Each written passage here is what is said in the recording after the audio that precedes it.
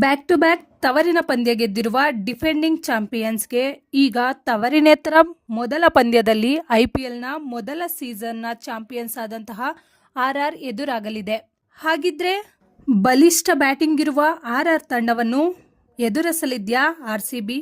ಹಾಗಿದ್ರೆ ಯಾವ ತಂಡಕ್ಕೆ ಹೆಚ್ಚು ಅಡ್ವಾಂಟೇಜ್ ಹಾಗೂ ಗೆಲ್ಲುವ ತಂಡ ಯಾವುದು ಎನ್ನುವುದರ ಫುಲ್ ಡೀಟೇಲ್ಸ್ ಕೊಡ್ತೀನಿ, ವಿಡಿಯೋ ಕೊನೆವರೆಗೂ ನೋಡಿ. ಸೋಲಿಲ್ಲದ ಸರದಾರರಂತೆ ಐಪಿಎಲ್ನ ಟೇಬಲ್ ಆಳುತ್ತಿರುವ ಆರ್ಸಿಬಿ ಇದೇ ಶುಕ್ರವಾರ ಅಂದ್ರೆ ಏಪ್ರಿಲ್ 10ರಂದು ಗುವಾಹಟಿಯಲ್ಲಿ ಬಲಿಷ್ಠ ಬ್ಯಾಟಿಂಗ್ ತಂಡವಾಗಿರುವ ಆರ್ಆರ್ನನ್ನು ಎದುರಿಸಲಿದ್ದಾರೆ. ಆರ್ಸಿಬಿ ಹಾಗೂ ಆರ್ಆರ್ ತಂಡಗಳ ಇಲ್ಲಿಯವರೆಗಿನ ಇತಿಹಾಸವನ್ನು ನೋಡಿದ್ರೆ ಆರ್ಸಿಬಿ ಮುಂಚೂಣಿಯಲ್ಲಿದ್ರೂ ನೆಕ್ ಟು ನೆಕ್ ಫೈಟ್ ಎಂದೇ ಹೇಳಬಹುದು. ಇನ್ನು ಗುವಾಹಟಿಯ ಪಿಚ್ ನೋಡುವುದಾದ್ರೆ ಬ್ಯಾಟಿಂಗ್ ಫ್ರೆಂಡ್ಲಿ ಇದ್ದು ಎಲ್ಲರೂ ಹೈ ಸ್ಕೋರಿಂಗ್ ಮ್ಯಾಚ್ ಎಕ್ಸ್ಪೆಕ್ಟ್ ಮಾಡಬಹುದು. ಎರಡೂ ತಂಡಗಳು ಈ ಸರಣಿಯಲ್ಲಿ ಆಡಿರುವ ಎರಡೂ ಪಂದ್ಯಗಳಲ್ಲೂ ಗೆದ್ದು ತಲಾ 4 ಪಾಯಿಂಟ್ಸ್ನೊಂದಿಗೆ ಪಾಯಿಂಟ್ಸ್ ಟೇಬಲ್ನ ಅಗ್ರಸ್ಥಾನದಲ್ಲಿವೆ. ಆರ್ಆರ್ ತಂಡದ ಬ್ಯಾಟಿಂಗ್ ಲೈನ್ಅಪ್ ನೋಡುವುದಾದರೆ ಆರಂಭಿಕ ಜೋಡಿ ಬಲಿಷ್ಠವಾಗಿದ್ದು ಯಶಸ್ವಿ ಜೈಸ್ವಾಲ್ ಹಾಗೂ ವೈಭವ್ ಸೂರ್ಯವಂಶಿಯ ವಿಕೆಟ್ ಆರ್ಸಿಬಿಗೆ ಬಹಳ ಮುಖ್ಯವಾಗುತ್ತದೆ. ಐಪಿಎಲ್ನ ಯಂಗೆಸ್ಟ್ ಮೆಂಬರ್ ಎಂದೇ ಹೇಳಿರುವ ವೈಭವ್ ಸೂರ್ಯವಂಶಿ ಈಗಾಗಲೇ ತಮ್ಮ ಡಮಾಲ್ ಡಿಮಿಲ್ ಬ್ಯಾಟಿಂಗ್ನಿಂದ ಎಲ್ಲ ತಂಡಗಳ ವಿರುದ್ಧ ಅತ್ಯುತ್ತಮ ಸ್ಕೋರ್ ಅನ್ನು ಗಳಿಸುತ್ತಿದ್ದು, ಇನ್ನು ಆರ್ಸಿಬಿಯ ವಿರುದ್ಧ ಆಡುವಾಗ ಅವರ ವಿಕೆಟ್ ಆರ್ಸಿಬಿಗೆ ಬಹಳ ಮುಖ್ಯವಾಗುತ್ತದೆ.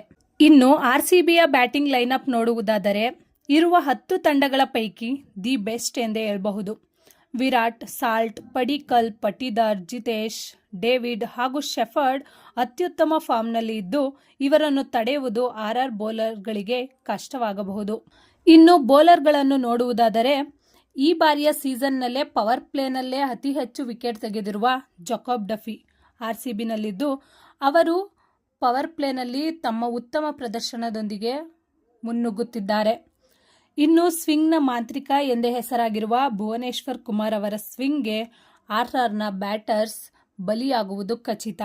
ಇದಲ್ಲದೆ ಆರ್ಆರ್ ವಿರುದ್ಧದ ಪಂದ್ಯಕ್ಕೆ ಜೋಶ್ ಹಜಲ್ವುಡ್ ಅವರು ಮರಳಲಿದ್ದಾರೆ ಎಂಬ ವದಂತಿಗಳಿದ್ದು ಅಧಿಕೃತ ಮಾಹಿತಿಗಾಗಿ ಮ್ಯಾಚ್ ದಿನದವರೆಗೂ ಕಾಯಬೇಕು.